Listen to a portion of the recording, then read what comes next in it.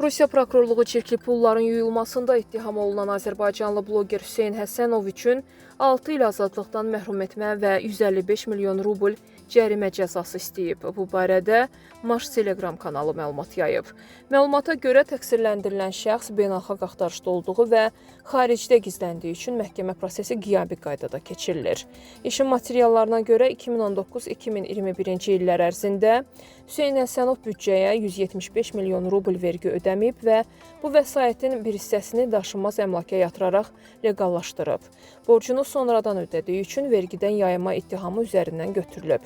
Hazırda Birləşmiş Ərəb Əmirliklərində yaşadığı ehtimal edilən bloger çirkli pulların yuyulması ittihamını qəbul etmir.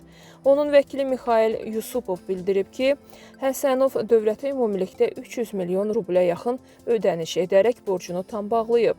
Qeyd edək ki, 1994-cü ildə Sankt-Peterburqda doğulan bloger 2020-ci ildə təşkil etdiyi milyonçunun təfəkkürü onlayn kurslarına görə dələduzluqda ittiham olunaraq qalmaqalla gündəmə gəlmişdi. 20 milyondan çox izləyicisi olan Hüseyn Həsənovun adı daha əvvəldə müxtəlif qalmaqallarda hallanıb. Belə ki, Azərbaycan əsilli bloger bundan öncə 2 dəfə Rusiyada axtarışa verilib.